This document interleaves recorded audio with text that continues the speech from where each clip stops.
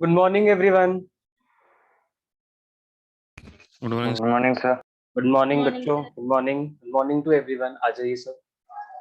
Okay. करेंगे start बेटा. सार्थक, अमन, भावेश, जन्नत. हाँ ठीक है. अभी आप ना आ जाइए सब. कृतिका, महक, मयंक, राधा, ऋतु, सौरभ. ठीक है, ऑलमोस्ट सब हैं ही हमारे बच्चे जो पुराने हैं. ठीक है बच्चे, स्टार्ट करेंगे अब. ओके. आज हम ट्राई करेंगे प्रोडक्शन हमारा खत्म हो, क्योंकि 2-3 टॉपिक अभी बाकी है, थोड़ा है लंबा है. ठीक है, बट ज्यादा कोई डिफिकल्ट कॉन्सेप्ट नहीं और छोटे छोटे कॉन्सेप्ट हैं, जो भी 3-4 कॉन्सेप्ट बाकी है. ठीक है, और अगर कुछ ऐसा छोटा सा पोर्शन रहा तो वो कल की क्लास में देख लेंगे, बट कल कॉस्ट तो एनी हाउ स्टार्ट करना है. ठीक है, तो आज हम जो करने जा रहे हैं वो है, हमने long run production function start कर दिया था, right. Short run production function खत्म किया था, जिसमें हमने लॉ ऑफ वेरिएबल प्रोपोर्शन की बात करी थी और वहां पे आके एंड हो गया था. Okay. Long run production function जब हमने स्टार्ट किया था बेटा, तो मैंने आपको बस यही बताया था कि अब जो लॉन्ग रन है, मतलब आपके पास काफी समय है कि आप अपना प्रोडक्शन ज्यादा से ज्यादा कर सकते हो, आउटपुट ज्यादा से ज्यादा बना सकते हो. तो अगर आपका परसेप्शन ये है कि आउटपुट ज्यादा से ज्यादा बने, प्रोडक्शन ज्यादा से ज्यादा हो, तो सिर्फ एक वेरिएबल इनपुट काफी नहीं रहेगा. जैसे आप लॉ ऑफ वेरिएबल प्रोपोर्शन में सिर्फ लेबर को बढ़ा रहे हैं, लैंड आपका कांस्टेंट था क्योंकि वो फिक्स्ड फैक्टर था. बट लॉन्ग रन में तो आपके पास ऑप्शंस है, क्योंकि फिक्स्ड फैक्टर भी वेरिएबल बन चुके हैं. ठीक है, तो आप लैंड भी बढ़ा सकते हो, आप लेबर भी बढ़ा सकते हो, आप कैपिटल भी बढ़ा सकते हो. ठीक है, लैंड और कैपिटल फिक्स्ड फैक्टर होते हैं, लेबर हमारा वेरिएबल फैक्टर होता है. बट लॉन्ग रन में तो सब वेरिएबल बन गए, तो कुछ भी बढ़ा सकते हो आप. ठीक है, तो जब हम सब कुछ चेंजेस करके प्रोडक्शन को बढ़ा सकते हैं, when we have so many options to increase the quantity of land, labour and capital, तो फिर हमने अपनी स्टडी को और डिटेल में समझने के लिए एक अजम्पशन ले लिया कि लॉन्ग रन में अगर हम किसी भी लॉ को पढ़ेंगे या किसी भी प्रोडक्शन को देखेंगे कि वो ज्यादा से ज्यादा कैसे हो, तो हम मिनिमम 2 फैक्टर इनपुट तो लेके चलेंगे. तो हमने अजम्पशन लिया कि चलो हम ले लेते हैं एक लेबर और एक कैपिटल. ठीक है, दोनों की क्वांटिटी बहुत ज्यादा ही मात्रा में अवेलेबल है, इसीलिए सप्लाई क्या है उनकी, इलास्टिक है. ठीक है, क्योंकि उनकी क्वांटिटी इतनी ज्यादा है कि आप प्राइसेस में थोड़े से भी चेंजेस करोगे ना, उनकी सप्लाई में बहुत ज्यादा चेंज हो जाएगा. ठीक है, आप प्राइसेस को थोड़े से कम करोगे, आप ज्यादा से ज्यादा लेबर लेके आ सकते हो, आप ज्यादा से ज्यादा कैपिटल लेके आ सकते हो फॉर्म. ठीक है, तो इसीलिए सप्लाई जो होती है वो इलास्टिक होती है इन दी लॉन्ग रन. अच्छा, उसके बाद हमने बात करी थी कि हम 2 टेक्निक्स का यूज करेंगे for explaining the laws of returns to scale, जिसको हम लॉन्ग रन प्रोडक्शन फंक्शन में पढ़ेंगे. ठीक है, तो laws of returns to scale को पढ़ने के 2 तरीके थे. पहला था आइसोक्वांट और दूसरा है Cobb Douglas production function. Isoquant को आज हम डिटेल में पढ़ेंगे. मतलब मैंने आपको बता दिया था, जैसे आपका इंडिफरेंस कर्व होता था कंज्यूमर में, कि 2 कमोडिटी के कुछ ऐसे कॉम्बिनेशंस जहां पे कंज्यूमर को सेम लेवल ऑफ सेटिस्फैक्शन मिल रहा है. अब ये सेम लेवल ऑफ सेटिस्फैक्शन कैसे मिलता था उसको, जब वो एक कमोडिटी का कंजम्पशन इंक्रीज करता था और दूसरी कमोडिटी की कंजम्पशन को डिक्रीज करता था, सो दैट की बैलेंस बना रहे. ठीक है, सिमिलरली आइसोक्वांट भी यही है. यहाँ पे एम क्या है, मैक्सिमम प्रोडक्शन करना. ठीक है, तो मैक्सिमम या सेम आउटपुट लेवल आप कब बना सकते हो, जब आप 2 इनपुट्स के कुछ ऐसे कॉम्बिनेशन लो कि एक इनपुट बढ़ रहा हो और दूसरा इनपुट कम हो रहा हो. ठीक है, दोनों इनपुट साथ में ना तो बढ़ सकते हैं ना तो कम हो सकते हैं. क्यों? क्योंकि बजट कॉन्स्ट्रेंट है हमारा. ठीक है, जैसे कंज्यूमर में बजट लाइन था कि जितनी इनकम होगी उतने में से ही गुड्स की क्वांटिटी खरीदोगे ना, तो अगर एक का ज्यादा खरीद रहे हो तो दूसरे का कम खरीदना ही पड़ेगा अल्टीमेटली. ठीक है, उसी तरीके से आपका प्रोडक्शन में भी होता है. प्रोडक्शन में भी हम बजट लाइन पढ़ेंगे, जिसको आइसो कॉस्ट लाइन बोलते हैं. ठीक है, बट आइसो कॉस्ट लाइन पढ़ने से पहले आप आइसो क्वांट समझो. आइसो क्वांट की मीनिंग हमने डिस्कस कर लिया था. आज हम बात करेंगे प्रॉपर्टीज ऑफ आइसो क्वांट. ठीक है, प्रॉपर्टीज ऑफ आइसो क्वांट हमने स्टार्ट करना था कल वाली क्लास में, जो कि नहीं हो पाया था. तो आज हम स्टार्ट करते हैं और मैंने आइसो क्वांट जब आपको कराया तो मैंने आपको बोला प्रॉपर्टीज समझने से पहले ना एक टेबल बना लो और इस टेबल से एक डायग्राम बना लीजिए, ठीक है, फिर हम प्रॉपर्टीज को समझेंगे। And let me tell you, properties वही है जो इंडिफरेंस करती होती है, डिट्टो सेम, ठीक है, कुछ भी डिफरेंस नहीं है। तो जिन लोगों ने भी ये टेबल नहीं बनाया था, एक बार वो लोग ये टेबल देख ले, ठीक है, और जिन लोगों ने बना लिया था वेरी गुड, तो हम आगे बढ़ जाते हैं, ठीक है। मैंने क्या किया था, मैंने आपको पहले बता दिया था, मैंने दो फैक्टर इनपुट्स यहाँ पे लिए हैं, लेबर और कैपिटल, और उनकी हेल्प से मैं आउटपुट बना रहा हूँ। एम क्या है, आउटपुट का लेवल सेम रहना चाहिए, मुझे ये देखना है कि आउटपुट सेम जो है वो किस किस कॉम्बिनेशन ऑफ लेबर और कैपिटल से हो सकता है, ठीक है। तो नॉर्मल सी बात है, अगर आप लेबर को बढ़ाओगे, कैपिटल आपको कम करना पड़ेगा because of the budgetary constant, ठीक है। इतना पैसा किसी के पास नहीं होता, चाहे वो इनपुट हो चाहे वो गुड्स हो, चाहे वो प्रोड्यूसर हो चाहे वो कंज्यूमर हो, अगर वो एक को बढ़ा रहा है तो दूसरे को कम करना ही पड़ेगा, ठीक है। तो ये बात थी हमारे आइसो क्वांट की डायग्राम। एमआरटीएस का कॉलम अभी आप खाली रखो, बिकॉज जब हम करेंगे property isoquants are convex to the origin, तब हम एमआरटीएस को समझेंगे, ठीक है। अभी हम सीधे आते हैं प्रॉपर्टीज पे। अच्छा, प्रॉपर्टीज से पहले कि इसका डायग्राम बना लो, ठीक है बेटा। इसका डायग्राम मैं यहाँ पे बना लेता हूँ, छोटा सा एक, आप लोग अपने रजिस्टर में थोड़ा सा बड़ा दिखाना उसको, ठीक है। यहाँ स्पेस है तो मैं यहाँ पे बना लेता हूँ और विजिबल भी होगा ये जो हमने शेड्यूल बनाया है ना, इसी का डायग्राम है इसमें बेसिकली। वेट, हाँ, अब हमें यहाँ पे प्लॉट क्या करना है डायग्राम पे, जो भी आपने दो इनपुट्स लिए हैं उनकी क्वांटिटी, दैट मींस ये वाले फिगर्स एंड ये वाले फिगर्स, ठीक है। हमेशा एक्स एक्सिस पे वो वाले लिया करो जो इंक्रीजिंग ऑर्डर में हो, ठीक है। तो लेबर हमारा इंक्रीजिंग ऑर्डर में है और कैपिटल हमारा डिक्रीजिंग ऑर्डर में। ऑरिजिन से स्टार्ट करेंगे, 1 2 3 एंड 4। ओके, चार ही क्वांटिटी हमने ली है लेबर की। कैपिटल का अगर हम देखें तो दो दो का gap is enough. Okay, 2 units का गैप ले लो, दो, दो 4, दो 6, 8 और 10, ठीक है। This is Y axis, this is X axis. Now plot the values. Values कैसे प्लॉट करें, जब लेबर हम 1 यूनिट ले रहे हैं प्रोडक्शन में, तो कैपिटल हमारा 10 यूनिट्स है। तो यहाँ मैं पहले प्लॉट कर दूं, 2 4 6 8 और 10, दैट मीन्स 1 लेबर पे 10 कैपिटल, ये वाला पॉइंट, राइट। सेकेंड लेबर पे 6 यूनिट्स, तो 6 is capital and 2 is labour, ये रहा सेकेंड कॉम्बिनेशन। थर्ड कॉम्बिनेशन है 3 units of labour and 4 units of capital, ये रहा हमारा तीसरा कॉम्बिनेशन। चौथा कॉम्बिनेशन कह रहा है 4 unit of labour and 3 unit of capital, तो 2 और 4 के बीच में होगा 3, और ये गया सीधा 4 पे, ठीक है। ये रहे हमारे कुछ कॉम्बिनेशन। जब आप इस पॉइंट्स को ज्वाइंट करोगे तो आपको कॉन्वेक्स शेप मिलेगी, लाइक दिस, ठीक है। इंडिफरेंस कर्व को हम आई से लिखते थे, आइसो क्वांट को हम आई क्यू लिखेंगे, I Q. This is what, this is iso quant curve. आप खुद देख सकते हो आइसो क्वांट कर्व, एक पहली प्रॉपर्टी तो आपको यही मिल गई, दैट डाउनवर्ड स्लोपिंग, नीचे की ओर गिरता हुआ आ रहा है। और दूसरी प्रॉपर्टी आपको मिल गई, that isoquants are convex to the origin, ठीक है, कॉन्वेक्स शेप का है।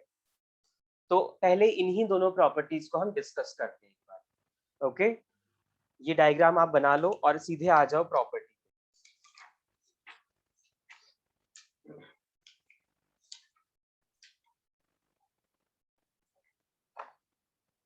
जो आपने इंडिफरेंस कर्व की प्रॉपर्टीज पढ़ी थी, सेम प्रॉपर्टी ही है यहाँ, ठीक है, और रीजन भी सेम है।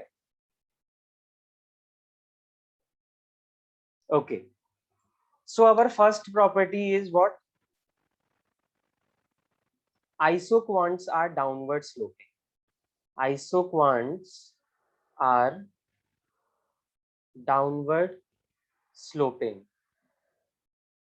डाउनवर्ड स्लोपिंग का मतलब क्या है कि नेगेटिव रिलेशन है, किसके बीच में, दो इनपुट्स की क्वांटिटी के बीच में, ठीक है। अगर एक इनपुट बढ़ रहा है तो दूसरा फैक्टर इनपुट डिक्रीज हो रहा है. सो isoquants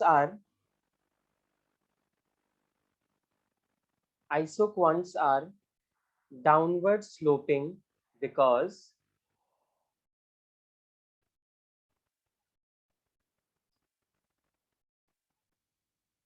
of negative relation between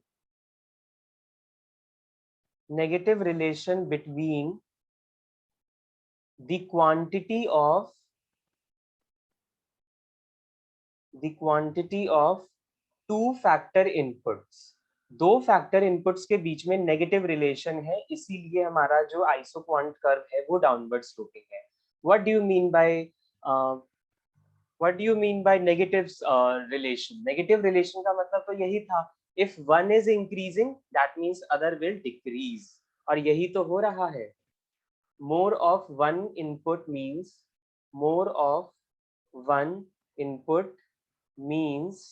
less of other.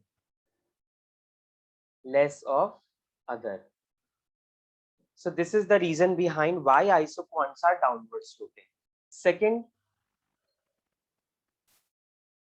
isoquants are convex to the origin, or we can say convex shape.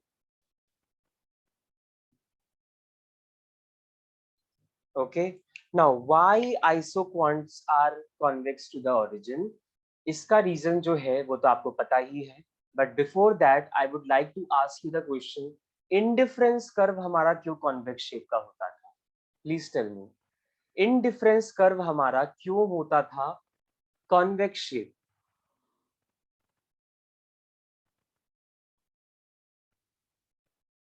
Reason बताइए. इंपॉर्टेंट क्वेश्चंस हैं ये जो मैं आपसे पूछ रहा हूँ. ओके, बताओ बेटा, रीजन क्यों होता है indifference curve convex shape?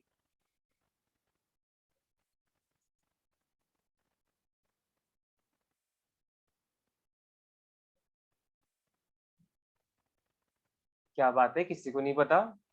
Reply नहीं आ रहे क्वेश्चन का, बताओ भाई आंसर.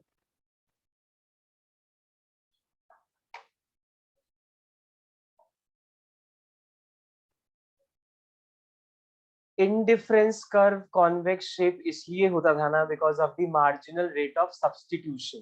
ठीक है, मार्जिनल रेट ऑफ सब्स्टिट्यूशन की वजह से आपका इंडिफरेंस कर्व कॉन्वेक्स शेप का होता था.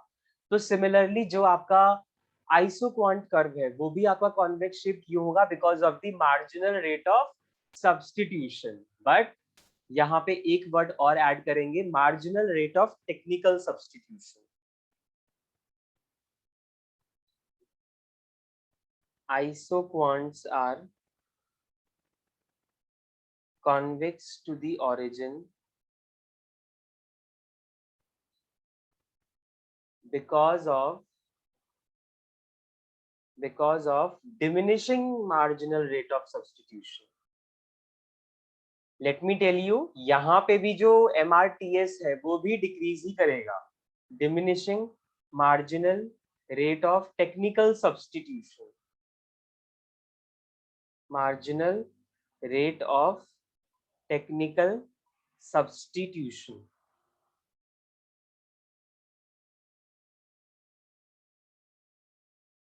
यहाँ पे हम MRTS यूज करते हैं, नॉट MRS. Okay, MRTS. तो आपको पता है कि दैट कॉन्वेक्स शेप क्यों हुआ isoquant? Because of the diminishing marginal rate of technical substitution. अब ये marginal rate of technical substitution होता क्या है? ठीक है, और हम इसको कैसे डिराइव करेंगे जो ये कॉन्वेक्स शेप दे रहा है? ठीक है, और कैसे बताएंगे ये डिमिनिशिंग है, क्यों गिर रहा है ये? तो हम वापस से आ जाते हैं उस शेड्यूल पे जहां हमने MRTS का कॉलम बनाया. ओके, वैसे अभी तक तो आप लोगों को पता चल जाना चाहिए कि MRS जैसे इंडिफरेंस कर्व में क्यों डिक्रीज करता था, वही रीजन है इसका भी. ठीक है, कम टू हियर, इस कॉलम में देखो MRTS का मतलब. अच्छा, पहले फॉर्मूला लिख लो एक बार MRTS का. ओके, तब अपने आप ही कैलकुलेट कर लो. पहले मतलब और फॉर्मूला ये दोनों लिख लो. चलो, इसे फर्स्ट पॉइंट डालना, इसको सेकंड पॉइंट डालना. हम MRTS का मीनिंग लिख रहे हैं, ठीक है। MRTS का मीनिंग लिख लेते हैं पहले, please write down.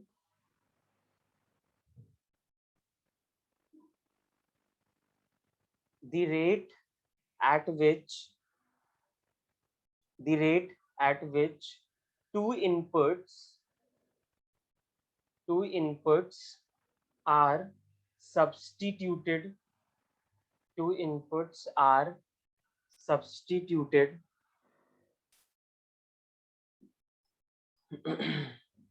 for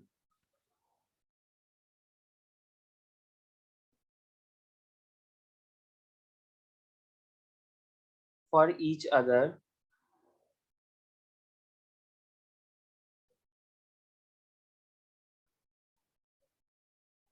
it is called marginal rate of technical substitution. Marginal rate of technical substitution. जिस भी रेट से आप एक इनपुट को बढ़ा रहे हो और दूसरे इनपुट को डिक्रीज कर रहे हो, ठीक है, जो भी गैप है उनके बीच में, दिस इज MRTS। ओके, तो इसका फॉर्मूला बना MRTS। MRS का फॉर्मूला जैसे था ना, वैसे ही MRTS का भी फॉर्मूला होगा।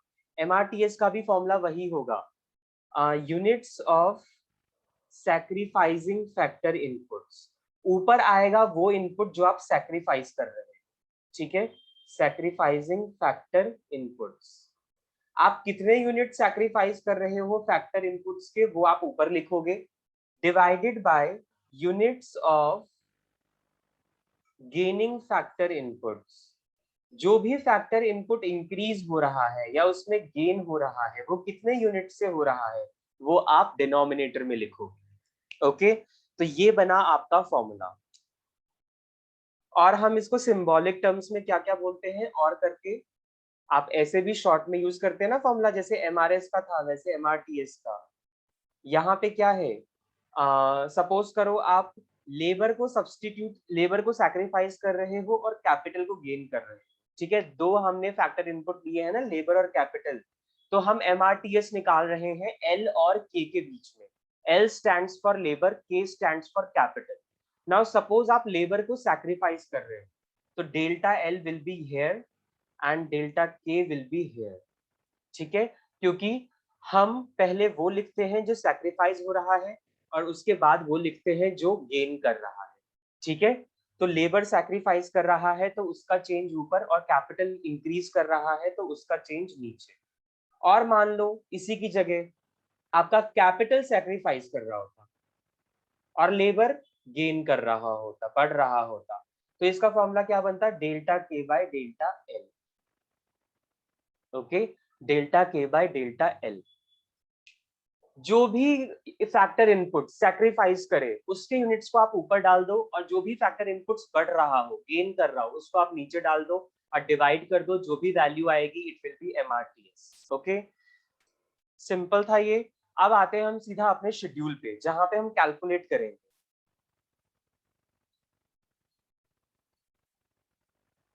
चलो ये रहा, करो कैलकुलेट आप।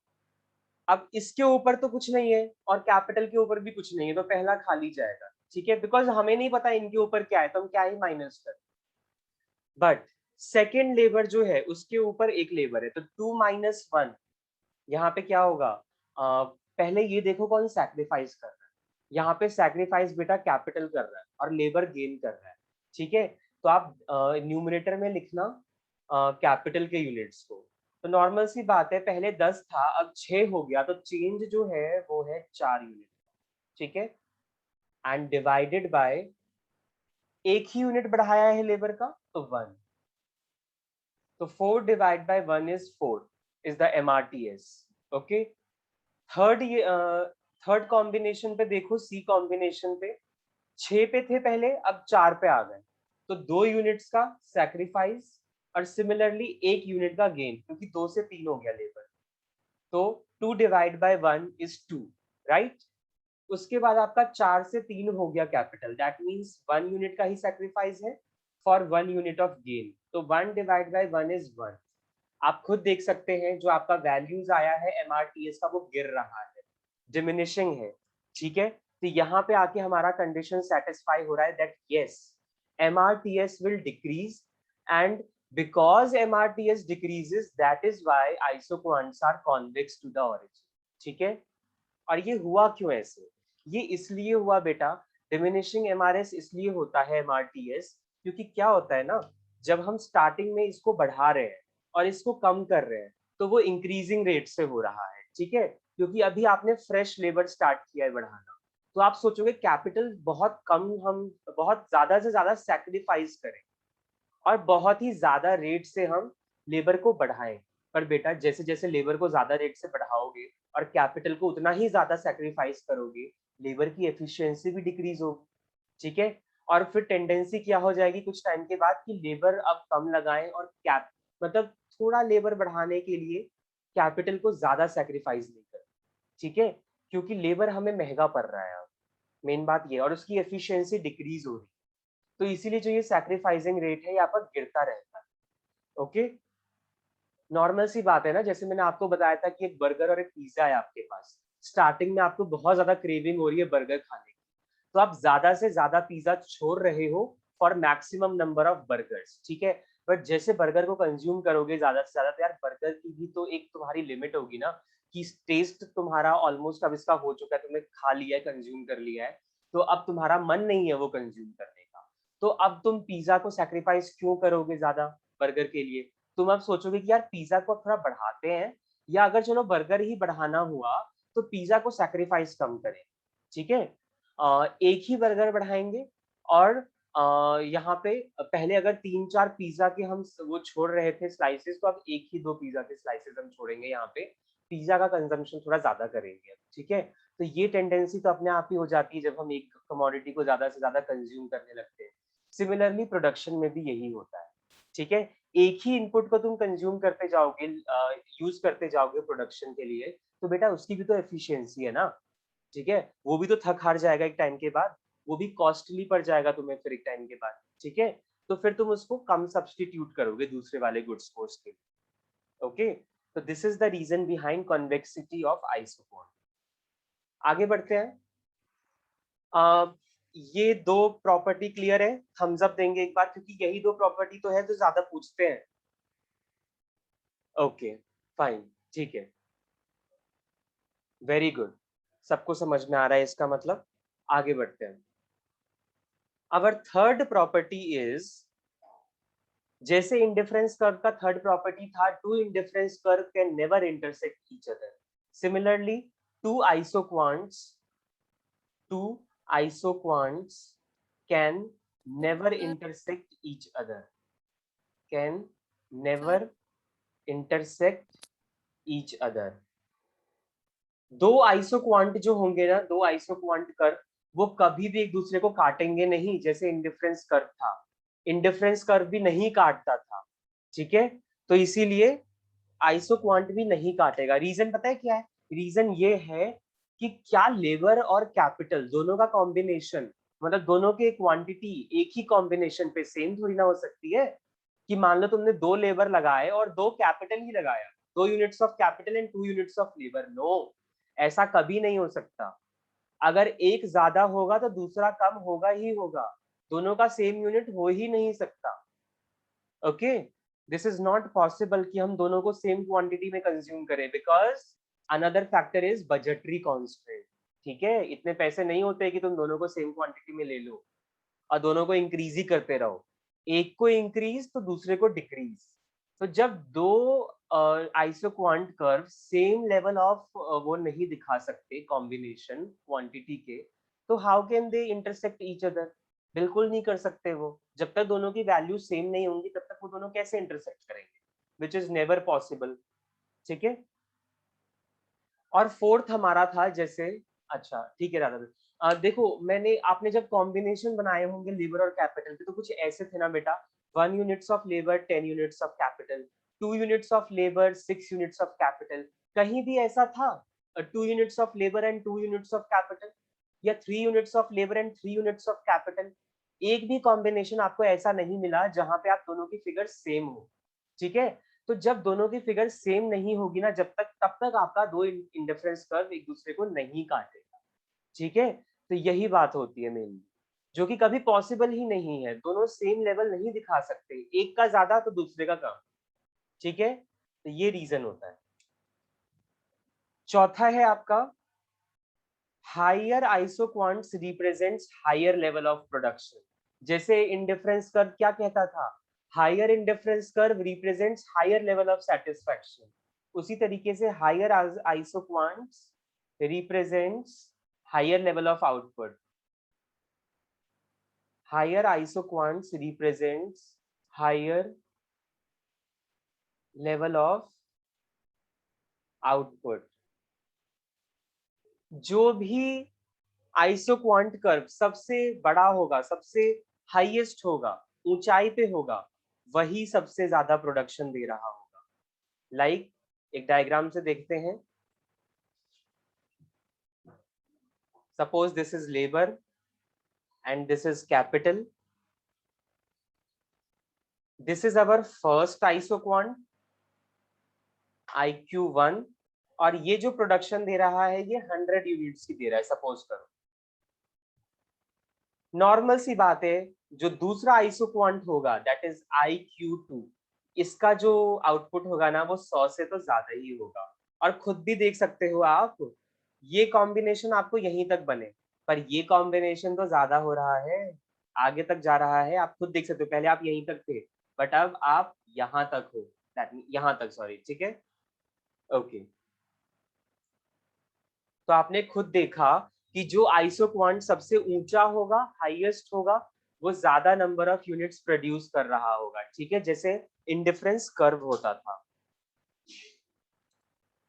तो यही कुछ खास बातें होती हैं about the isoquants which is very like which is almost and equally similar to the indifference curve, ठीक है। बस इसको हमें प्रोडक्शन के रेफरेंस में समझना है और वो हम कंजम्पशन के रेफरेंस में समझते थे, इतनी सी बात है। आई होप ये क्लियर है, ये टॉपिक यहाँ खत्म होता है। थम्स अप दें, आगे बढ़ेंगे। ओके, ये श्योर हो जाता है ना आप लोगों को समझ में आ रहा है, तो फिर एक सेटिस्फैक्शन मिलता है कि हाँ अब हम आगे बढ़ सकते हैं, ठीक है। चलो, आइसोक्वांट्स का इंट्रो खत्म होता है। इसके बाद जो टॉपिक है हमारा, आपने अच्छा जैसे मैंने आपको इंडिफरेंस कर्व में समझाया था कि नॉर्मल शेप क्या होती है, कॉन्वेक्स, बट ऐसा नहीं है कि हमेशा कॉन्वेक्स रहे इंडिफरेंस कर्व। वो दो केस मैंने आपको कौन से बताए थे जिसमें डिफरेंट शेप भी हो सकती है इंडिफरेंस कर्व की, जरा कोई मुझे बताएगा, चैट बॉक्स में रिप्लाई करें। अगला छोटा सा टॉपिक वही है हमारा। कोई और भी शेप हो सकती थी इंडिफरेंस कर्व की?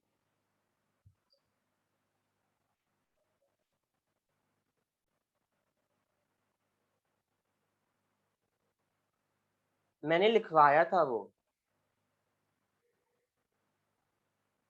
Other shapes of indifference curve, very good, straight, perfect substitutes. हाँ, और क्या था, ये तो एक केस, परफेक्ट सब्स्टिट्यूट जो होता है ना उसी में स्ट्रेट लाइन बनता था इंडिफरेंस कर्व। दूसरा केस कौन सा था?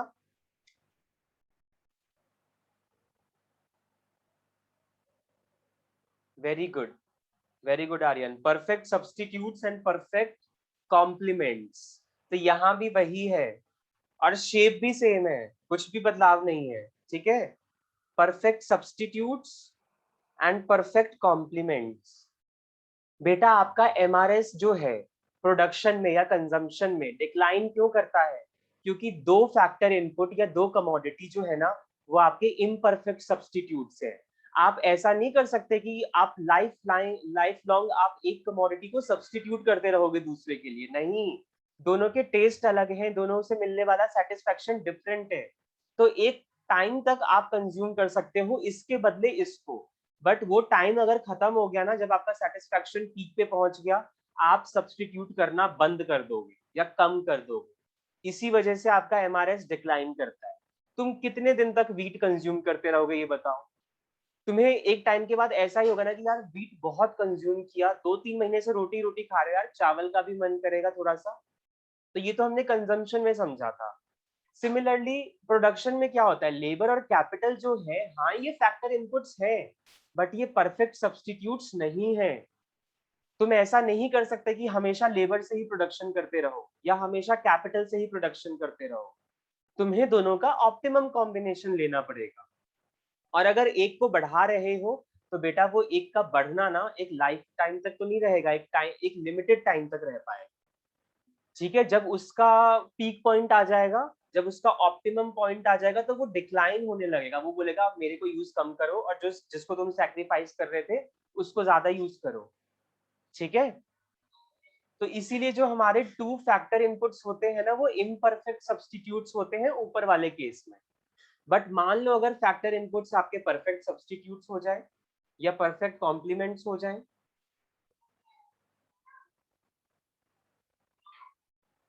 वैसे प्रोडक्शन में तो ये केस बहुत ही रेयर मिलता है।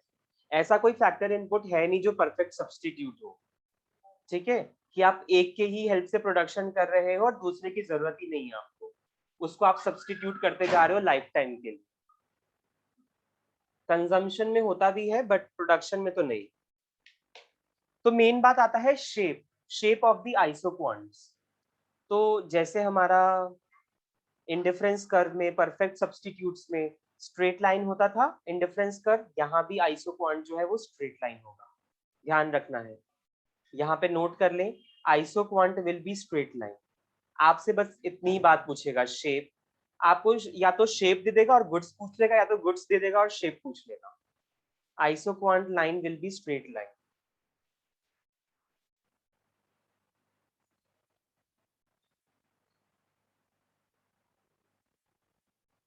ये बात ध्यान रखनी है।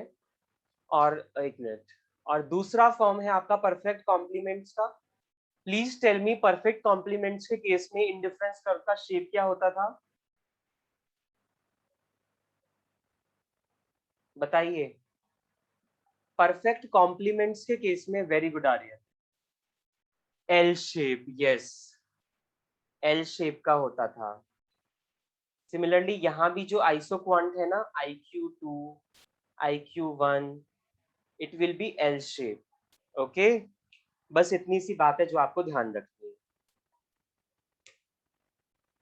In case of perfect complements isoquant will be L shape, will be L shape।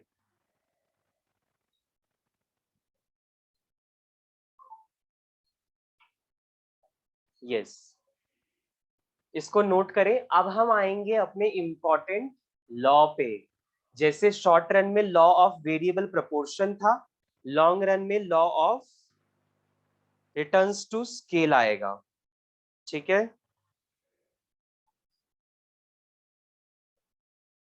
Fine, कर ले नोट इसको, हम आगे बढ़ते हैं। ठीक है,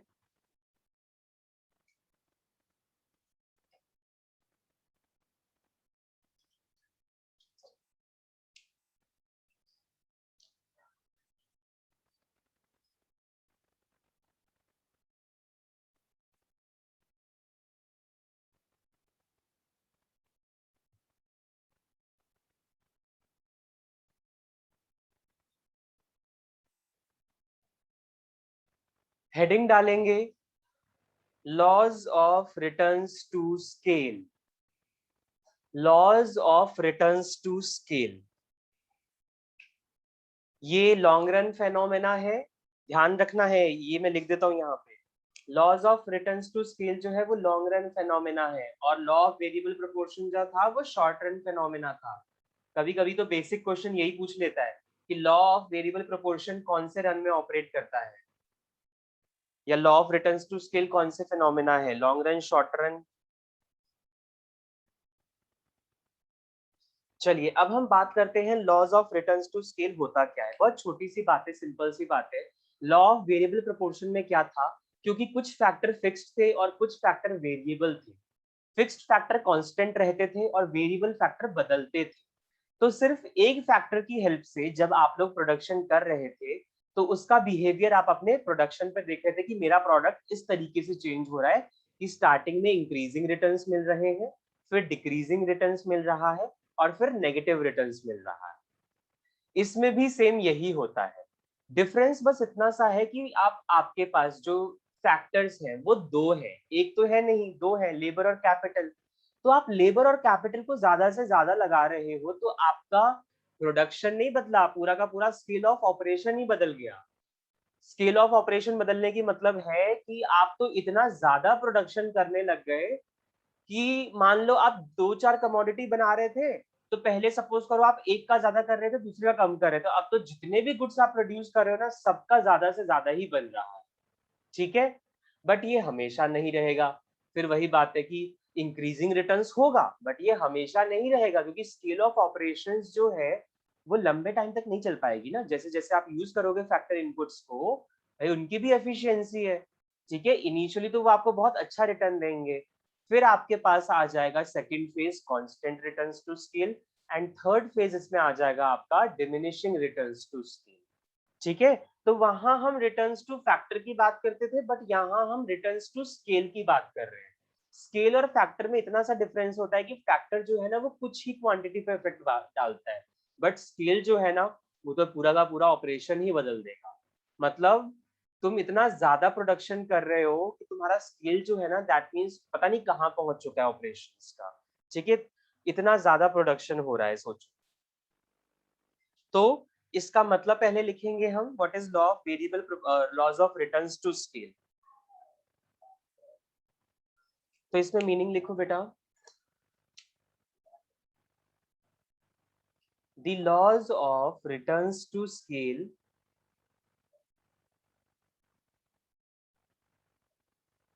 is a long run phenomenon, is a long run phenomena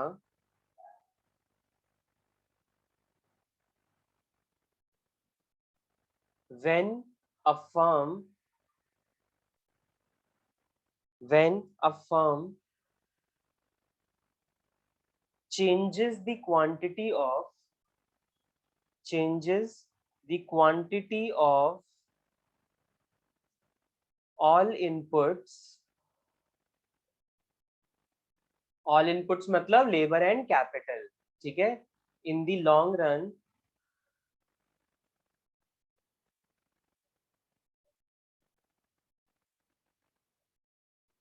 it changes the scale of production।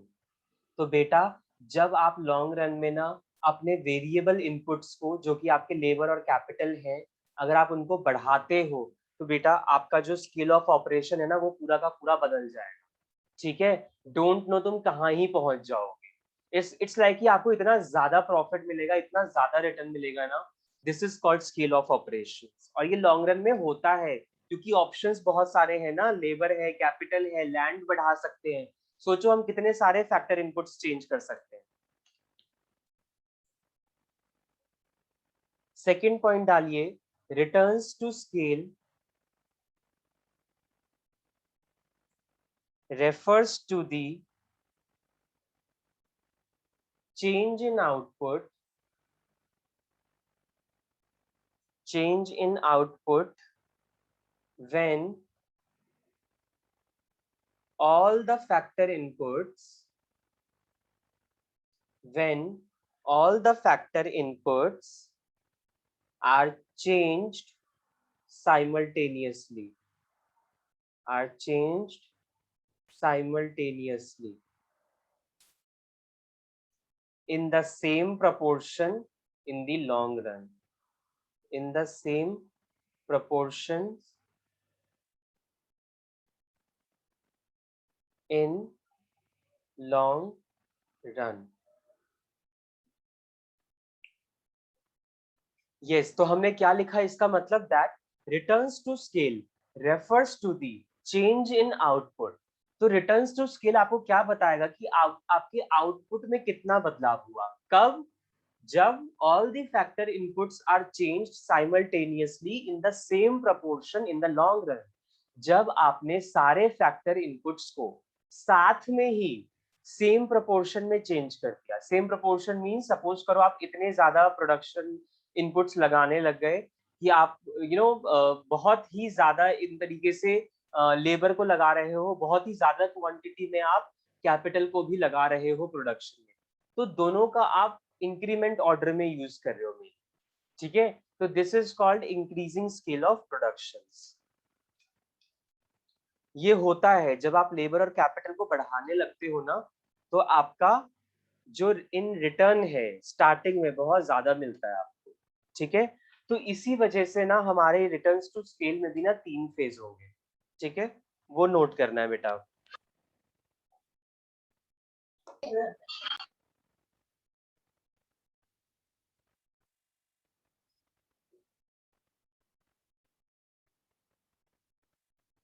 Three phases of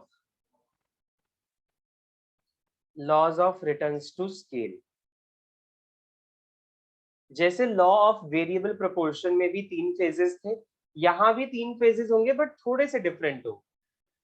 ठीक है, यहाँ नेगेटिव में नहीं जाएंगे हम, ऐसा नहीं होगा। लॉन्ग रन में आप नेगेटिव में नहीं जाओगे। ठीक है, because you have so many options. ठीक है, लेबर कम पड़ रहा है तो जाओ कैपिटल का यूज कर लो। ठीक है, पुरानी जमीन कम पड़ गई, लेबर को वहां पे एम्प्लॉय करने के लिए, नई मशीनरी लगाने के लिए दूसरा लैंड खरीद लो। तो नेगेटिव तो आप नहीं जाओगे। आपके 3 फेज रहेंगे, वो है first is increasing returns to scale, increasing returns to scale. दूसरा होता है आपका कांस्टेंट रिटर्न्स टू स्केल, मतलब जितना इनपुट लगाया उतना ही आउटपुट बन के तैयार हुआ, सेम प्रोपोर्शन में। इसको समझने का ना बहुत ही आसान तरीका है। जो इलास्टिसिटी थी ना, elasticity greater than one, elasticity equal to one and elasticity less than one, वो कॉन्सेप्ट ध्यान में रखना, अपने आप ही ये याद हो जाए। जब इलास्टिसिटी ग्रेटर होती थी तो उसमें क्या था, proportionate change in quantity demanded is greater than the proportionate change in price. ठीक है, तो यहाँ पे भी इंक्रीज, सपोज करो इंक्रीजिंग रिटर्न्स में तुम वो वाला कॉन्सेप्ट फिट कर लो, elasticity is greater than one. Constant returns to scale में तुम वो वाली इलास्टिसिटी फिट कर लो, इक्वल्स टू वन, और इसमें कर लो लेस देन वन। ठीक है, अपने आप ही कॉन्सेप्ट याद हो जाएगा, क्योंकि दोनों को समझने का जो तरीका है वो सेम है। बस वहां पे क्वांटिटी डिमांड और प्राइस होता था, यहाँ पे इनपुट और आउटपुट होगा। ठीक है, अब हम बात करते हैं इनको डिटेल में। आप ये 3 फेज लिख लीजिए, फिर हम तीनों को थोड़ा सा डिटेल में समझ लेते हैं। ठीक है,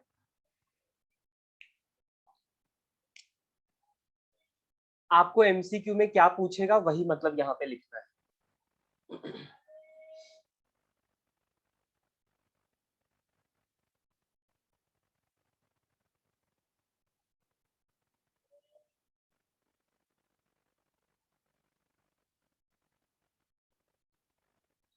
फर्स्ट आपका इंक्रीजिंग रिटर्न्स टू स्केल। तो लेट मी टेल यू, जब हम प्रोडक्शन स्टार्ट करते हैं लॉन्ग रन में इनिशियली, तो हमें बहुत ज्यादा क्वांटिटी में आउटपुट मिलता है। ठीक है, तो पहला तो आपका हो गया इंक्रीजिंग रिटर्न्स टू स्केल। ये कब होता है वही मतलब याद रखना है। ठीक है, इलास्टिसिटी ग्रेटर देन वन, वो कॉन्सेप्ट ध्यान रखो।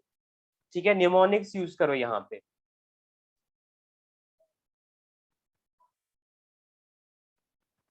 When proportionate change in output, मतलब क्या होगा इंक्रीजिंग रिटर्न्स टू स्केल का, when proportionate change in output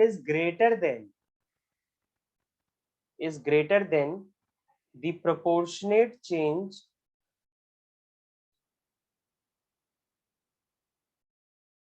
change in input,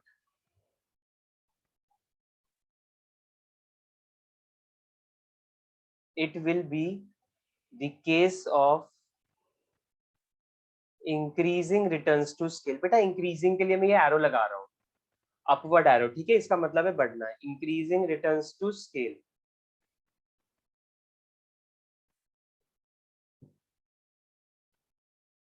तो हमने क्या लिखा, जब आपका आउटपुट ज्यादा रेट में हो, मतलब सपोज करो आपने 50 यूनिट्स लगाए इनपुट और आउटपुट जो है ना वो 100 यूनिट बन के तैयार हुआ, तो ये हुआ increasing returns to scale. Example डाल लो for the better understanding. Example, suppose inputs are increased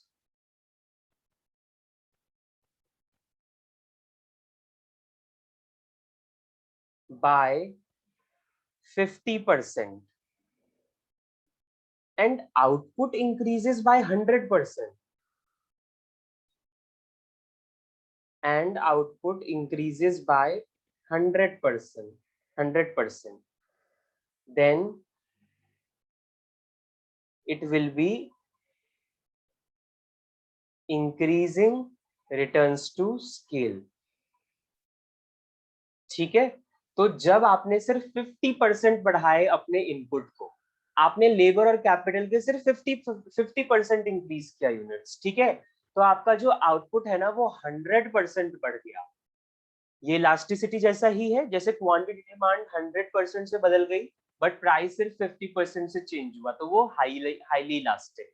similarly increasing returns to scale भी यही होगा। ठीक है, रीजन क्या होता है, कभी कभी रीजन भी पूछ लेता है, ये रीजन ध्यान रखना है। वैसे तो इस रीजन को जो हम यहाँ पे लिखेंगे ना, इसको हम कॉस्ट वाले में ज्यादा डिटेल में डिस्कस करेंगे, बट अभी लिख लो इसको यहाँ पे। The reason behind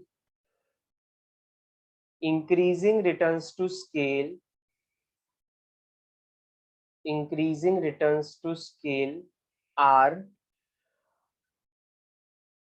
economies of scale। एक टर्म लिखो, economies of scale.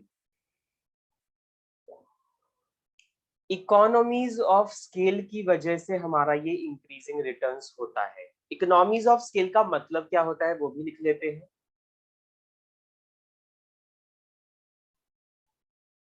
economies of scale refers to the benefits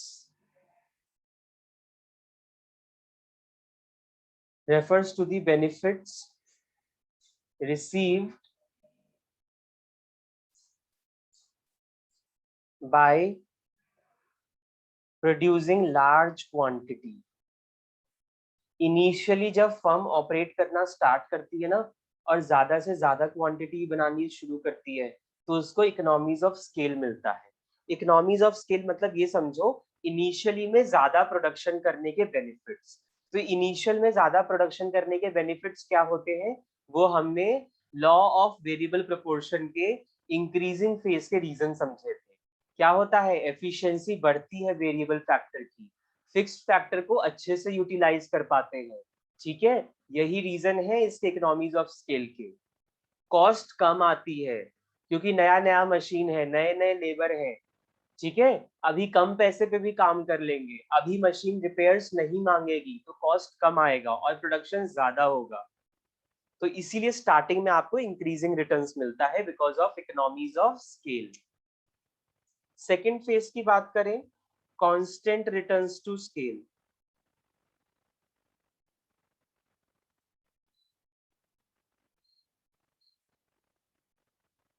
constant returns to scale में बेटा क्या होगा, वही बात जो इसके है, इसका ही रेफरेंस लेंगे इसको समझने के लिए।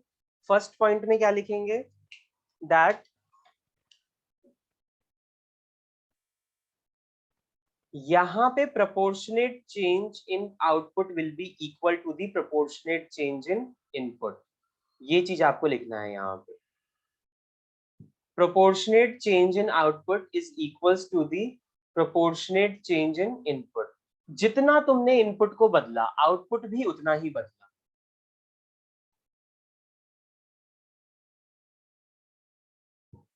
सपोज करो आपने 50% बढ़ाया था इनपुट को, तो आउटपुट भी 50% ही बढ़ा। ठीक है, एग्जाम्पल 50% इंक्रीज इन आउटपुट, शॉर्ट में लिख लो। ठीक है, डिटेल में क्या लिखना, बात तो यहां भी समझ में आ ही रही है। Due to 50% increase in input, तो दोनों का रेट सेम रहा, इसीलिए हमने इसको नाम दिया कांस्टेंट रिटर्न्स टू स्केल। ठीक है, थर्ड पे आते हैं। इसका रीजन कुछ नहीं होता, रीजन सिंपल है बेटा, इतने लार्ज क्वांटिटी पे अवेलेबल तुम बेनिफिट्स उठा चुके हो, तो जब तुम्हें ऑप्टिमम कॉम्बिनेशन मिल जाएगा तो फिर तुम्हारी इकोनॉमीज ऑफ स्केल है ना, वो डिस इकोनॉमीज ऑफ स्केल में कन्वर्ट हो जाएगी। मतलब बेनिफिट तुम्हारे लॉसेस बन जाएंगे कुछ टाइम के बाद। वो अभी इसमें नहीं होगा, इसके एंड पॉइंट पे होगा, ठीक है, जहां पे डिमिनिशिंग रिटर्न्स होना शुरू होगा, और वो अब होने ही वाला है क्योंकि कांस्टेंट रिटर्न्स टू स्केल हो गया है। मतलब तुम उस पॉइंट पे पहुंच चुके हो जब तुमने ये देखा कि जितना इनपुट बढ़ाया उतना ही आउटपुट बढ़ा। इसके बाद क्या होगा, इनपुट भले बढ़ा लो पर आउटपुट तुम्हारा कम ही होगा, ठीक है, क्योंकि भाई तुम्हारे फैक्टर इनपुट्स की भी तो एफिशिएंसी है। ऐसा थोड़ा है कि तुम उनको दिन रात चलाते रहोगे, काम करवाते रहोगे, वो करते रहेंगे, तुम्हें सेम क्वांटिटी में प्रोडक्शन करके देंगे, ऐसा थोड़ी ना होता है। सबकी लाइफ होती है बेटा, ह्यूमन की भी लाइफ है, मशीनरी की भी लाइफ है। और अगर तुम्हें और ऑपरेट करवाना है तो करो, तुम्हें होगा तो डिमिनिशिंग रिटर्न ही, कॉस्ट ज्यादा आएगी, बेकार कोऑर्डिनेशन होगा दोनों के बीच में, डिसइकोनॉमीज ऑफ स्केल के नाम से जानते हैं मुझे, diminishing returns to scale, diminishing returns to scale. इसमें क्या लिखेंगे हम, वही बात, पहला पॉइंट क्या होगा, proportionate change in output is less then. अब यहाँ पे आउटपुट जो है ना वो ज्यादा बन के तैयार नहीं होगा, proportionate change in output is less than the proportionate change in input।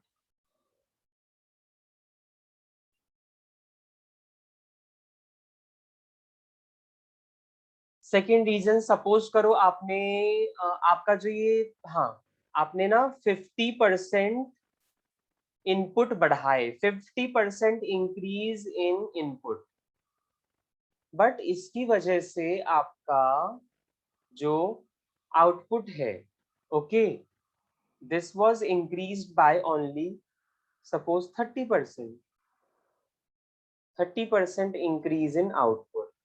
Output बढ़ा तो है पर लेकिन डिक्रीजिंग रेट से बढ़ा है, डिमिनिशिंग रिटर्न्स टू स्केल है, ठीक है, क्योंकि एफिशिएंसी अब डिक्लाइन हो रही है फैक्टर्स की। तो भले ज्यादा से ज्यादा इनपुट तुम लगा लो बट आउटपुट उतना ज्यादा बन के तैयार नहीं हो पाएगा बेटा, ठीक है, वो इनपुट से कम ही रेट पे रहेगा। ये वो वाली बात हो गई ना कि मतलब तुम भीड़ इकट्ठी कर रहे हो लेबर की, मशीनरी को ज्यादा से ज्यादा चला रहे हैं, तो कोई फायदा नहीं है ना, ठीक है, क्योंकि उनकी एफिशिएंसी अब डिक्लाइन हो चुकी है। तो रीजन क्या लिखेंगे इसमें, reason behind diminishing returns to scale. अगर इंक्रीजिंग रिटर्न्स टू स्केल का रीजन था इकोनॉमीज ऑफ स्केल, तो डिमिनिशिंग रिटर्न्स टू स्केल का रीजन होगा diseconomies of scale. Reason behind diminishing returns to scale is diseconomies of scale।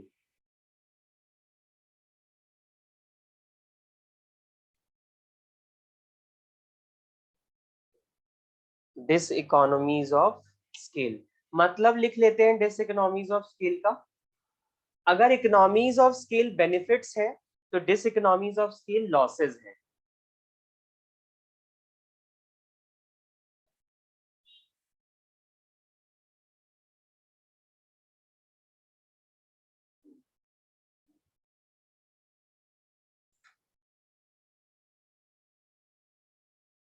Diseconomies of scale means that a firm has grown so large, एक firm इतनी ज्यादा बड़ी हो चुकी है कि अब ना उसको संभालना मुश्किल हो गया है, that it becomes very difficult to manage it।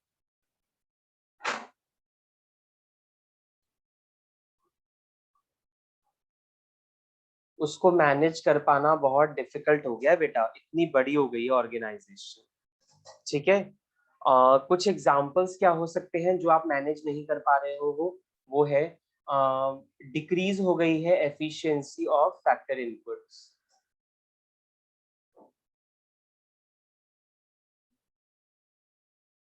वो जो आपके diminishing returns to a factor के जो रीजन थे ना वही आएंगे इसमें, poor coordination between fixed factor and variable factor. नहीं, यहाँ पे फिक्स्ड फैक्टर नहीं होगा, वेरिएबल ही है सारे, तो हम ऐसे लिख देंगे poor coordination between factor inputs.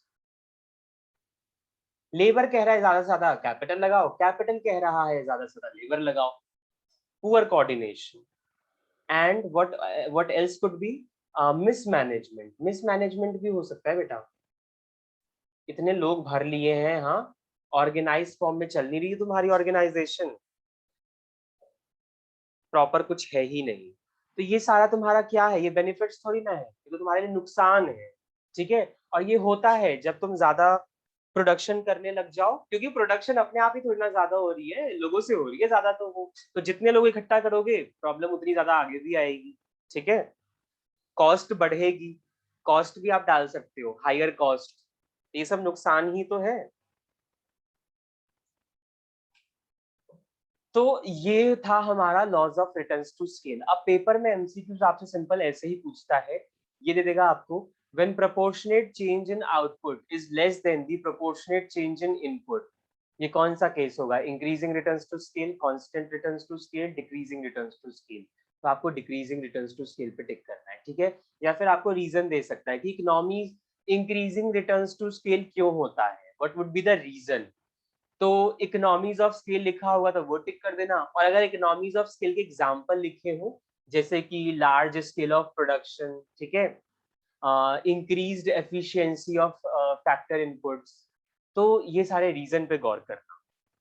Benefits देखना, जहां भी बेनिफिट होंगे ना वो तुम्हारा इंक्रीजिंग रिटर्न्स टू स्केल होगा, और जहां भी लॉसेस हो रहे होंगे वो तुम्हारा डिमिनिशिंग रिटर्न्स टू स्केल होगा। आई होप ये आपको क्लियर है laws of returns to scale. Thumbs up देंगे तो हम आगे बढ़ते हैं। फाइन, सिंपल सी चीजें, कोई इतना डिफिकल्ट नहीं है। ठीक है, ठीक है बेटा, नोट कर लो इसको, फिर हम आगे बढ़ते हैं। आइसो क्वांट खत्म, अब हम बात करेंगे Cobb Douglas production function. Second technique जो हमने देखा था ना उसकी बात करेंगे, ये तो और सिंपल है, और थोड़ा सा इंटरेस्टिंग मुझे इसलिए लगता है क्योंकि इसमें भी laws of returns to scale ही नापना है कि इंक्रीजिंग कब होगा, डिक्रीजिंग कब होगा और कांस्टेंट कब होगा, but with the help of numbers.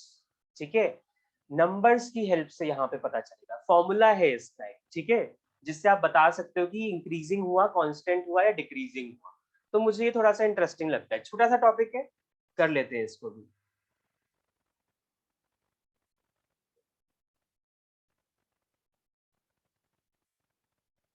आप लोग इसको नोट करो और उसके बाद हेडिंग डालो cob Douglas production function.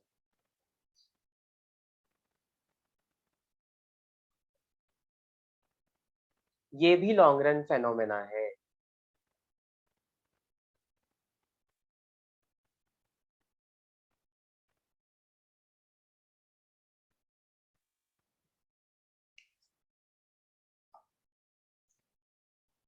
Yes, heading डालिए Cobb Douglas production function long run phenomena, और इसमें भी हमें laws of returns to scale ही निकालना है, but with the help of numbers. Okay, तो इसके अंदर लिखेंगे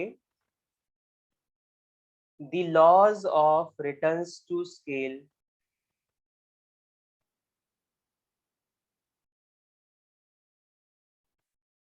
can also be illustrated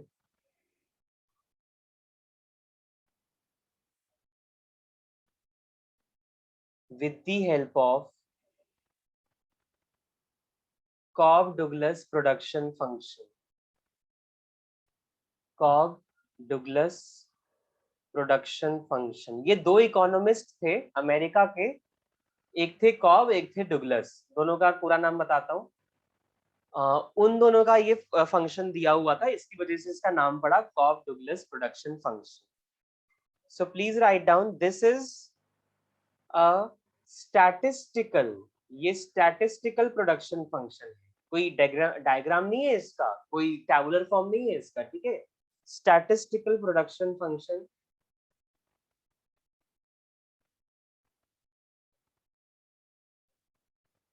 given by, given by, दो इकोनॉमिस्ट के नाम लिखे बेटा,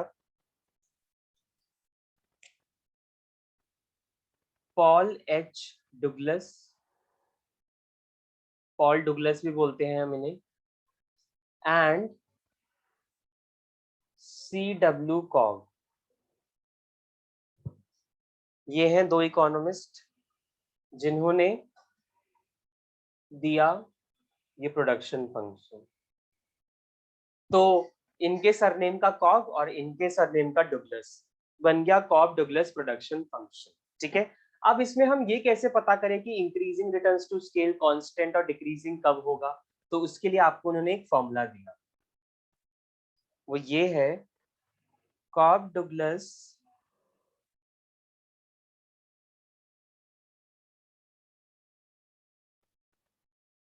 production function is stated as, वो फॉर्मूला लिखें, Q is equals to A multiply by K और K की power alpha multiply by L and L की पावर बीटा। ठीक है, एक तो ये बनता है इक्वेशन, अल्फा एंड बीटा है पावर में। ठीक है, और हम इसको ऐसे भी लिख सकते हैं Q is equals to A multiply by K और ये बन जाएगा आपका alpha multiply by L 1 minus alpha.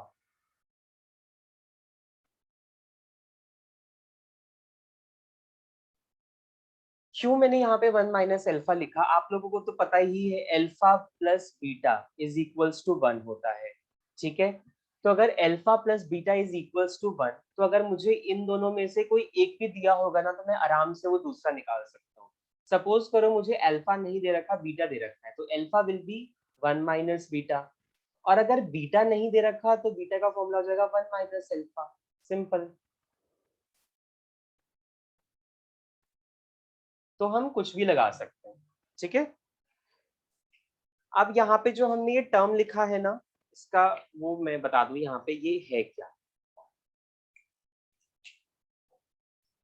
ये सब जो सिंबॉलिक टर्म्स है ना, ये क्या है यहाँ पे? Where Q is output, Q जो है वो आउटपुट जो आपका बन के तैयार हुआ वो।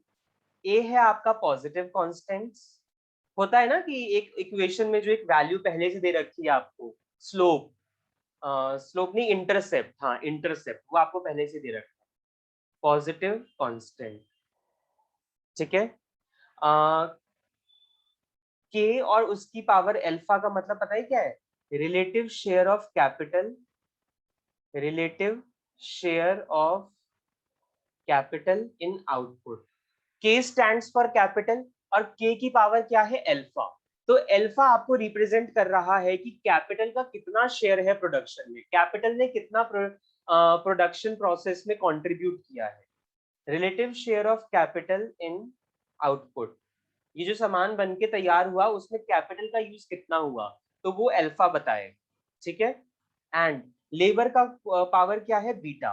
तो बीटा जो है वो रिलेटिव शेयर बता रहा है किसका? लेबर का, कि लेबर वालों का कितना क्वांटिटी हमने आउटपुट में लगाया है, लेबर को हमने कितना यूज किया है।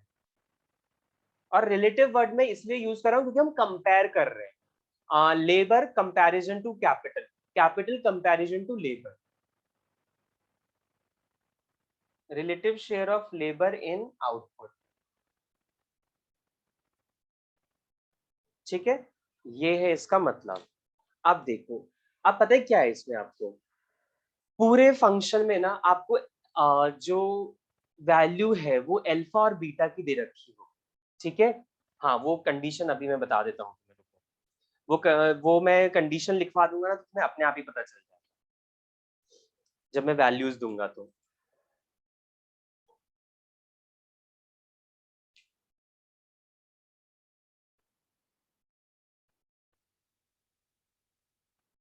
इसको नोट करें, उसके बाद एक पॉइंट और है।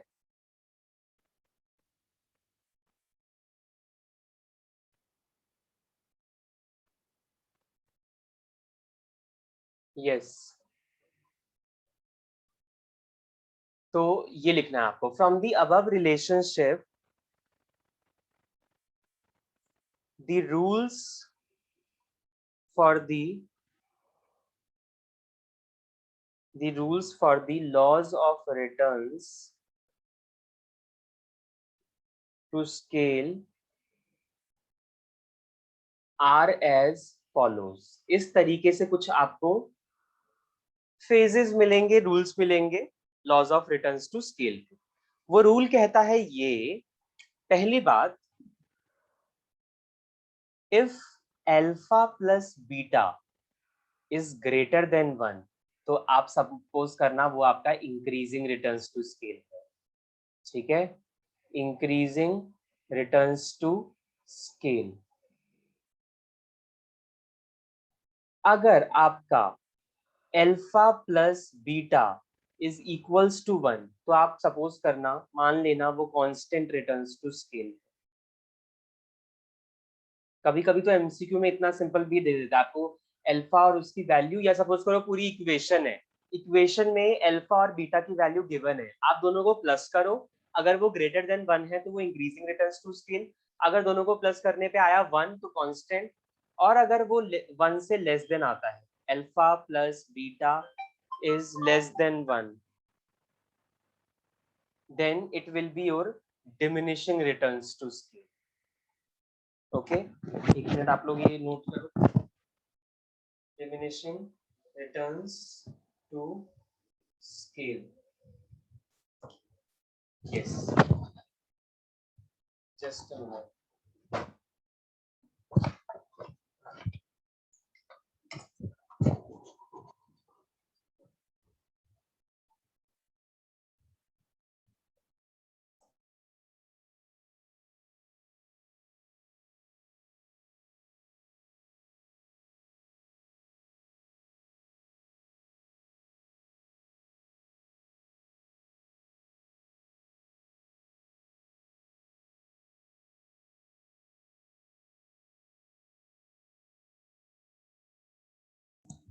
ओके, तो ये आपका है कंडीशन, ये आपको ध्यान रखना।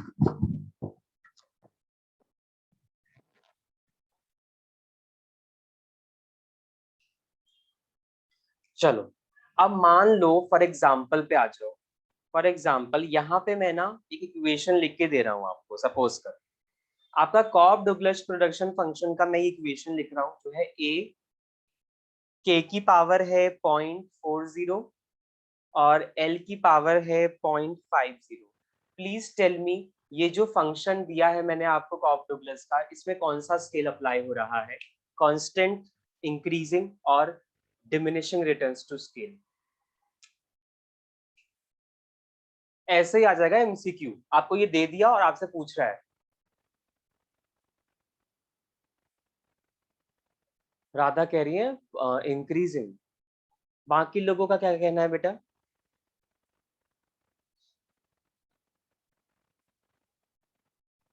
अल्फा और बीटा की वैल्यू आपको गिवन है, सिंपली प्लस करो और बताओ ग्रेटर देन 1 है, इक्वल टू 1 है, या लेस देन 1।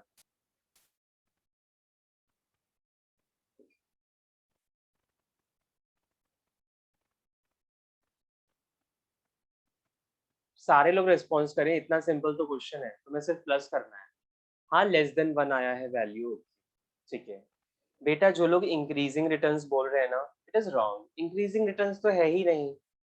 आप अल्फा और बीटा को प्लस करो, क्या आ रहा है, अल्फा का फिगर क्या है 0.40 प्लस बीटा का फिगर क्या है 0.50।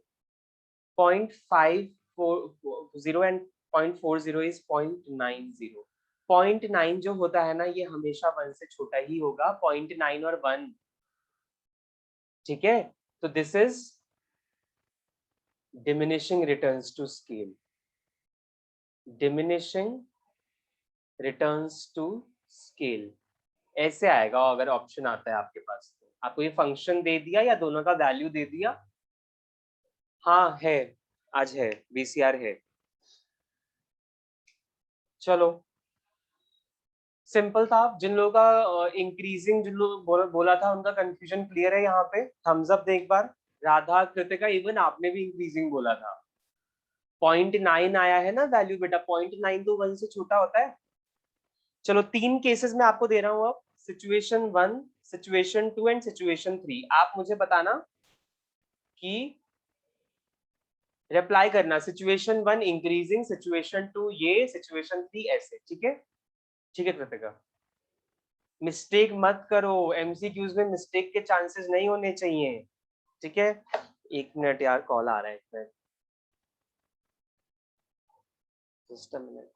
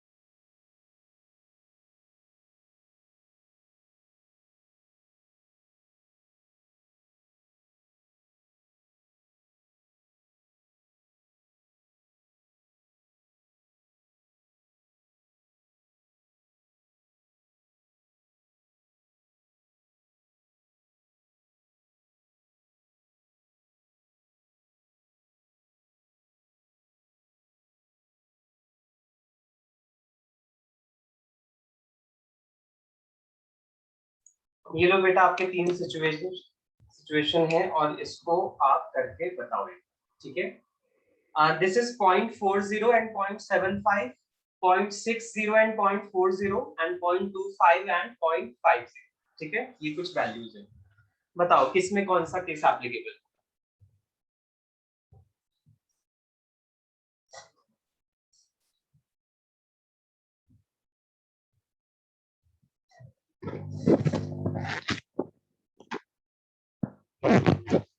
यस, कैलकुलेट करके बताइए।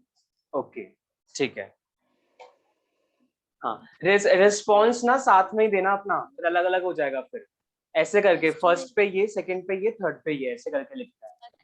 ओके, जैसे ओजस्विनी का आया है, एक ही साथ था उसका। यस, थर्ड में डायमेंशन। यस, किसी को कोई प्रॉब्लम?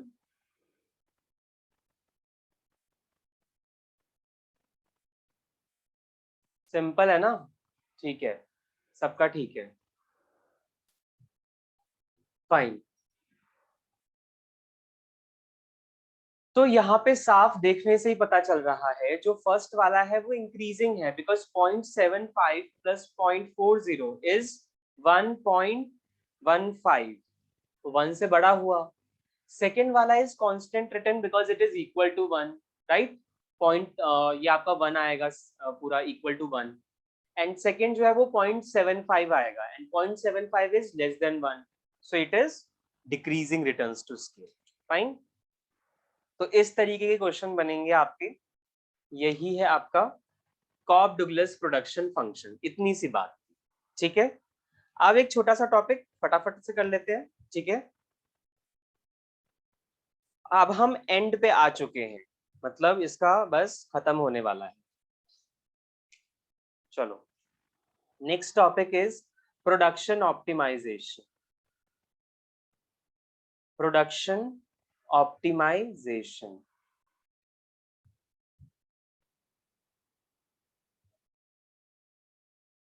इस कॉन्सेप्ट को मैं आपको समझाना चाहूंगा कुछ इस तरीके से। देखो, अभी तक आप लोग क्या बात कर रहे थे, अभी आप लोग ना सिर्फ प्रोडक्शन प्रोडक्शन पे ध्यान दे रहे थे, ठीक है, कि हमको प्रोड्यूस करना है। शॉर्ट रन में एक फैक्टर का यूज करेंगे, सारे कांस्टेंट रहेंगे, बाकी सारे फिक्स्ड रहेंगे। लॉन्ग रन में आप बोलते हो कि सारे वेरिएबल हो गए, तो चलो भाई सबका यूज करो और ज्यादा से ज्यादा प्रोडक्शन करो। बट किसी ने भी कभी भी, एक प्रोड्यूसर जो रैशनल है, लंबा लार्ज क्वांटिटी प्रोड्यूस करते करते कॉस्ट को तो हम नहीं छोड़ सकते ना, कॉस्ट को हम इग्नोर तो नहीं कर सकते, क्योंकि अगर हम ज्यादा से ज्यादा प्रोडक्शन करेंगे तो हम देख रहे हैं दोनों फेजेस में हमें डिमिनिशिंग रिटर्न्स टू स्केल भी मिला है। और वो क्यों मिला है? क्योंकि रीजन कहीं ना कहीं क्या है, कॉस्ट बढ़ रही है, मिसमैनेजमेंट हो रहा है, पुअर कोऑर्डिनेशन है। तो हम हमेशा कोशिश करेंगे कि भाई वो एक ऑप्टिमम प्रोडक्शन लेके आए जहां पे कॉस्ट भी कम आ रही है और अच्छा खासा प्रोडक्शन भी हो रहा है। अभी तक आपका फोकस क्या था? आप लोग बस ये देख रहे थे कि लार्ज क्वांटिटी कहाँ पे बनाई जा रही है, कहाँ पे हम मैक्सिमम प्रोड्यूस कर रहे हैं। पर अब आप लोग ये देखोगे कि ऑप्टिमम प्रोडक्शन कहाँ हो रहा है। ऑप्टिमम प्रोडक्शन का मतलब क्या है? जहां पे प्रोडक्शन तो मिल ही रहा है, क्वांटिटी तो ज्यादा बन ही रही है, कॉस्ट भी कम आ रहा है। ठीक है, और आपको ये भी पता है कि आपने कितने नंबर ऑफ लेबर्स लगाए एंड कितना कैपिटल आपने लगाया। ठीक है, तो प्रोडक्शन ऑप्टिमाइजेशन में हम बात करते हैं optimum quantity of goods produced या optimum quantity of output produced at a minimum cost. Okay, and with the help of labour and capital, ये होता है आपका प्रोडक्शन ऑप्टिमाइजेशन। ठीक है, बट आप बस इसमें एक बात लिख लो, बेसिक ऑब्जेक्टिव क्या है प्रोडक्शन ऑप्टिमाइजेशन का।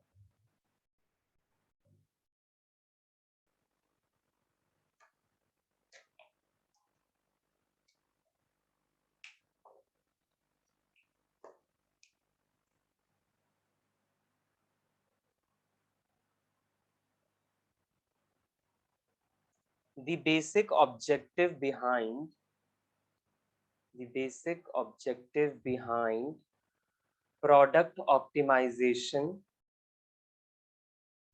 क्यों पढ़ रहे हैं हम प्रोडक्ट ऑप्टिमाइजेशन? क्योंकि अब हमारा फोकस सिर्फ प्रोडक्शन पे नहीं है, बल्कि उसको अफेक्ट करने वाले बाकी फैक्टर्स पे भी जा चुका है। is to explain the process by which a firm can find the most suitable technique, the most suitable technique of production with optimum combination of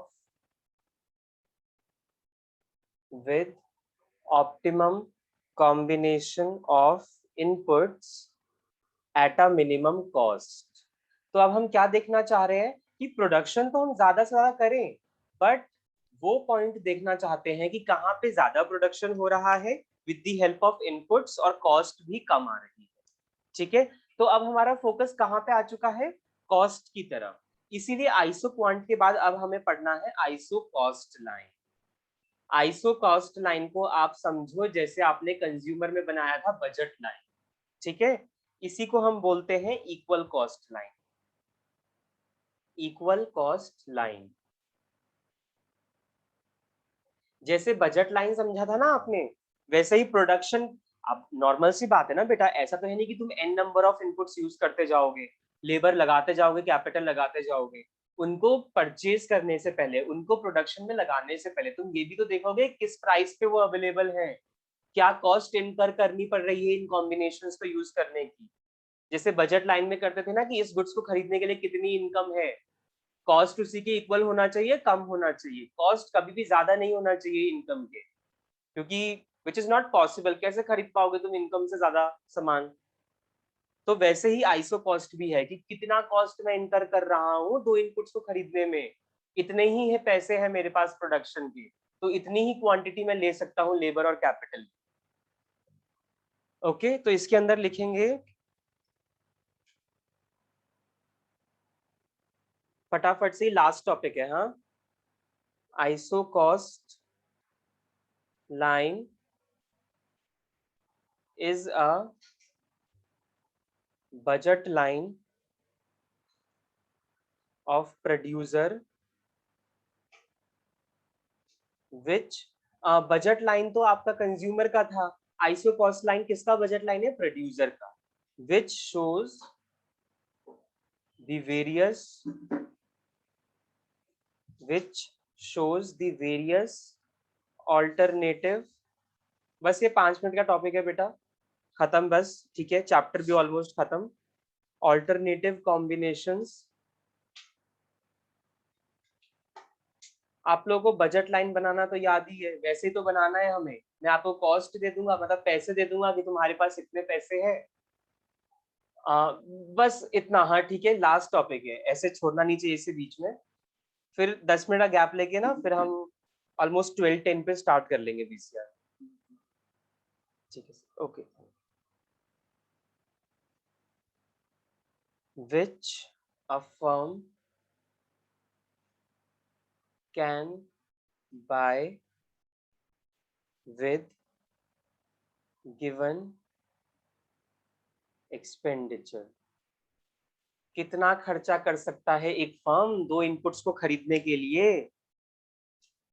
तो एग्जाम्पल बस, ठीक है, सपोज करो मैं आपको पैसे दे रहा हूं, सपोज करो आप प्रोड्यूसर हो और आपके पास ए फर्म हैज ₹1000, उसके पास 1000 रुपए है, ठीक है, और उसे दो इनपुट्स यूज करने हैं गुड्स बनाने के लिए।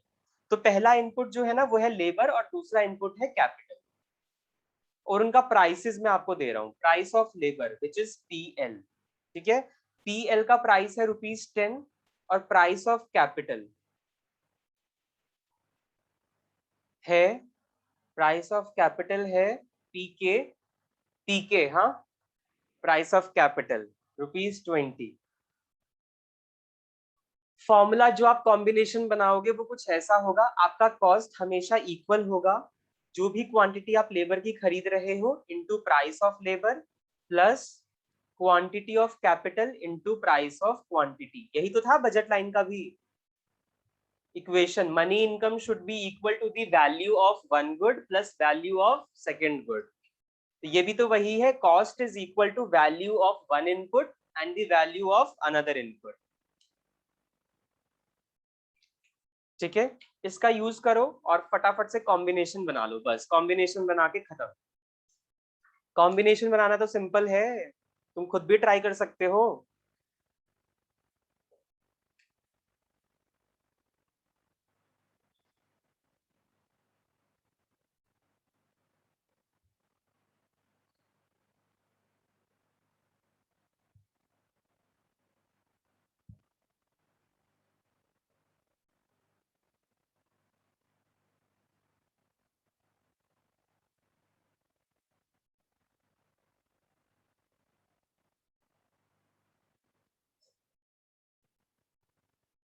देखो बेटा, ये है एक शेड्यूल, ठीक है। प्राइस ऑफ लेबर हमें पता है क्या है, 10 रुपए मैंने फिक्स किया था, ठीक है। 10 10 10 10 10 5 यूनिट अभी रखते हैं, देखते हैं हमारा क्या होता है फिर उसका। 20 था price of capital, 20 20 20 20 and 20, 5 unit पे अभी रखते हैं, 5 कॉम्बिनेशन बनाते हैं, देखते हैं हमारा 5 कॉम्बिनेशन पे खत्म होता है या नहीं। अच्छा, वो तो मैंने आपको पहले ही बताया था, एक का रखो पहले फुल और एक का रखो जीरो, स्टार्टिंग ऐसे करना। तो लेबर का फुल रखो, तुम्हारा कॉस्ट 1000 आना चाहिए बेटा सब पे, ध्यान रखो कॉस्ट तुम्हारा 1000 से के इक्वल होना चाहिए, ठीक है। आइसो कॉस्ट लाइन के लिए जैसे बजट लाइन पे तुम करते थे, ना 1000 से कम ना 1000 से ज्यादा। तो इसकी क्वांटिटी नॉर्मल सी बात है, जब 100 यूनिट खरीदोगे और इसका जीरो खरीदोगे, 100 × 10 1000 प्लस 20 × 0 इज जीरो। तो 1000 प्लस जीरो इज 1000, ये 1000 आया, ये आया तुम्हारा जीरो, मल्टीप्लाई करने से इन दोनों, ठीक है। अच्छा, अब नॉर्मल सी बात है, ये बढ़ेगा ये कम होगा क्योंकि इसका पूरा यूटिलाइज किया जा चुका है, ठीक है। तो आप ना इसमें 20 20 यूनिट्स बढ़ा घटाते जाओ और इधर 10 10 यूनिट्स बढ़ाते जाओ, मतलब प्रॉपर जो है ना वो यही बनेगा आपका, इसमें कोई भी कॉम्बिनेशन छूटेगा नहीं आपका। ये हो गया 800, ये हो जाएगा 200, 800 और 200 1000, 20 यूनिट और कम करो 600, और इसका बढ़ाओ 10 यूनिट और 20 कर दो 600 और 400 1000, ये कर दो अब तुम 40, ये हो जाएगा तुम्हारा 400 और इसको कर दो 30, ये हो जाएगा तुम्हारा 600, 600 और 400 फिर से 1000, ठीक है। यहाँ पे कर दो अब कितना, 20, तो ये हो गया 200, और यहाँ कर दो कितना, 40, तो ये हो गया 800। लास्ट कॉम्बिनेशन एक और बन सकता है, पॉसिबिलिटी है अभी, वो है 10, 20, देखते हैं। इसको हम करेंगे अब, हाँ ये 0 होगा क्योंकि ये पहले फुल था, अब 0 यहाँ पे आके हो चुका है, तो ये फुल कितना हो सकता है, 50 फुल, हो गए 1000। इस तरीके से हमने एक भी कॉम्बिनेशन नहीं छोड़ा और सारे कॉम्बिनेशन हमने यूज कर लिए और देखा कि मैक्सिमम आप लेबर का 100 यूनिट खरीद सकते हो और कैपिटल का 50 यूनिट खरीद सकते हो, ठीक है, जहां पे आपकी कॉस्ट इक्वल आए। अगर हम इसी को डायग्राम पे प्लॉट करें तो स्ट्रेट लाइन आएगी जैसे बजट लाइन होती थी। जो इंक्रीजिंग ऑर्डर में है उसको एक्स एक्सिस पे ले लो। इंक्रीजिंग ऑर्डर में आपका तो ये है कैपिटल, तो कैपिटल यहाँ पे ले लो और लेबर आप यहाँ पे ले लो, ठीक है, और करो प्लॉट। यहाँ पे तो गैप है ही 10-10 का, 10, 20, 30, 40 और ये रहा 50, ठीक है। यहाँ पे भी 20-20 यूनिट्स का गैप है तो ले लो, 20, 40, 60, 80 और 100। ज्वाइंट्स करो पॉइंट को। 10 यूनिट पहले तो, हाँ, जब हमारा कैपिटल 0 है तो लेबर 100 यूनिट है, ठीक है, 0 पे 100, 10 unit capital 80 unit of labour, फिर 20 unit of capital 60 unit of labour. मैं क्वांटिटी प्लॉट करूंगा, ठीक है, क्वांटिटी प्लॉट हो रही है यहाँ पे, 30 unit of capital, 40 unit of labour, 40 unit of capital, 20 unit of labour, and last में तो 50 कैपिटल एंड वो 0, ठीक है। ज्वाइंट करो स्ट्रेट लाइन, स्ट्रेट लाइन आएगा एकदम, ठीक है। कौन कौन से कॉम्बिनेशन है, A B C D E F, ये क्या है हमारा आइसोकॉस्ट लाइन, बस टॉपिक खत्म। Isocost line and it will always be a straight line, ये ध्यान रखना है बेटा, क्यों, क्योंकि प्राइस रेशो कांस्टेंट है, सब पे 10 बस 1:2 का रेशो है, सब पे 10-20 10-20 10-20 1:2 के रेशो है, तो प्राइस रेशो कांस्टेंट है इसीलिए स्ट्रेट लाइन है, ठीक है। Isocost line is a straight line, note कर ही लो इस चीज को, कहीं भूल जाओगे।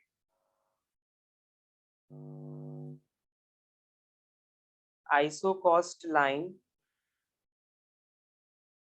is a straight line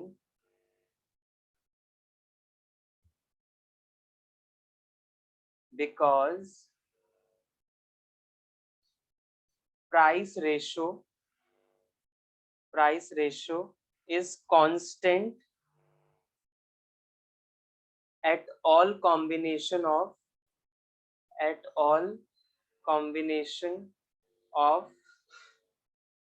two inputs। जो दोनों इनपुट्स के ये 6 कॉम्बिनेशन है ना, सब पे प्राइस रेशियो कांस्टेंट है, 10:20 10:20 10:20, ठीक है।